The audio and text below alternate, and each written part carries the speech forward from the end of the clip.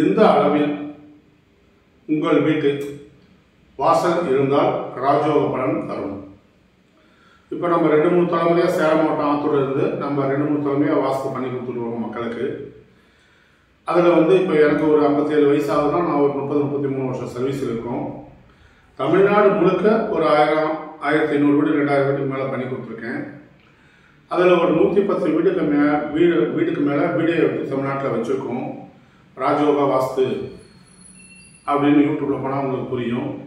அப்போ என்னுடைய கஸ்டமருக்கு புறாமே நான் சொல்கிறது என்னென்னா, நீளத்தில் பாதி அகலம் ராஜயோகம். அப்போ ஒரு வீட்டினுடைய வாசல் மரம் இல்லாத, மரம் சைடில் வாசக்கால் இருக்கும், இந்த வாசக்காலினுடைய கனம் இல்லாத வாசல் மட்டும் 3 அடி அகலம் 6 அடி உயரம், குறைஞ்சபட்சம் 3 அடி அகலம் 6 அடி உயரம் இருக்க வேண்டும் அப்படின்னு நாங்கள் எழுதியே கொடுத்துருவோம். ராஜவாசல் குறைஞ்சோது ஒரு 3 அடி அகலம் 6 அடி உயரம் இருக்கணும். அதுக்கு மேற்பட்டு இருக்கிற முறையில் குறையக்கூடாது, மரம் இல்லாத இருக்கணும் அப்படின்னு சொல்லிடுவோம். அதே மாதிரி வரைபடத்துலையும் நாங்கள் எழுதி கொடுத்துருவோம். இந்த நீளம் இருக்கணும், இந்த அகலம் இருக்கணும். இது 4 திசை வீட்டுக்கும், கிழக்கு, மேற்கு, வடக்கு, தெற்கு 4 திசை வீட்டுக்கும் இந்த மாதிரி. மெயின் வாசல் ராஜவாசல்னு சொல்றது மரம் இல்லாத, அதாவது சைடு மரம் ஒரு 3 இன்ச்சு போடுவாங்க, 4 இன்ச்சு போடுவாங்க, 5 இன்ச்சு போடுவாங்க, வசதி இருக்கவங்க 6 இன்ச்சு போடுவாங்க. அது கணக்கு கிடையாது. 3க்கு 4க்கு 3, 5க்கு 6, 6க்கு 6 அப்படின்னு ஊருக்கு தகுந்த மாதிரி அந்த சைடு மரம் போடுவாங்க. அது கணக்கு கிடையாது. அந்த இடத்துல மரம் இல்லாத, கீழ் மரம், மேல் மரம், சைடு மரம் இல்லாத, வாசக்கால் இல்லாத, கதவு மட்டும், கதவுடைய அளவு மட்டும் 3 அடி அகலம் 6 அடி உயரம் இருக்கணும். 3.25, 6, அதுவும் நிற்கலாம். இந்த மாதிரி வாசக்கால் வைத்து, அந்த வாசக்கால் எங்கே வைக்க வேண்டும்னு ஒரு கணக்கு இருக்குது. அந்த கணக்கு பூராமே இந்த ராஜயோக வாஸ்து அப்படிங்கிற புத்தகத்திலையும், குபேரயோக வாஸ்துங்கிற புத்தகத்திலையும், ராஜயோக வாஸ்து .in அப்படின்னு கூகுளில் போய் பார்த்தீங்கன்னாலும் இதனுடைய விளக்கங்கள், மீதி விளக்கங்கள் நிறையா விஷயங்கள் அதில் வச்சுருக்கோம். நீங்களும் ஒவ்வொருத்தரும் பார்த்து புரிஞ்சு அதற்கேற்ற மாதிரி உங்கள் வீட்டை கட்டி நீங்கள் வாழ்க்கையில் மேன்மைக்கு வரணும். இந்த கருத்து கேட்குற ஒவ்வொருத்தரும் உங்கள் வாழ்க்கையில் மேன்மைக்கு வரத்துக்கு வேண்டியதான் அந்த கருத்துக்களை உங்களிடம் பகிர்ந்துக்கணும். ஒரு வாஸ்து செய்கிறாங்கன்னா அது சாட்சி பூர்வம் வேணும், உண்மை வேணும்.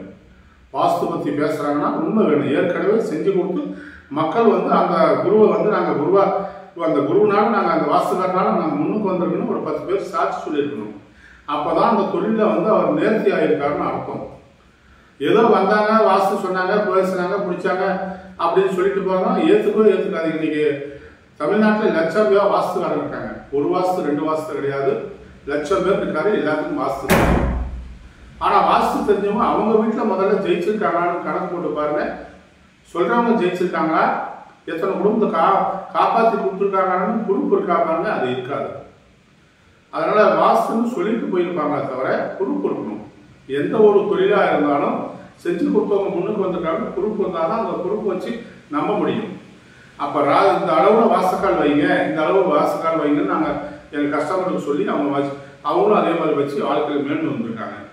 அப்போ வீடு மட்டும் சாஸ்திரப்படியாக இருக்குன்னு பத்தாது, ராஜவாச வாசலும் அளவு சாஸ்திரப்படி இருக்க வேணும்.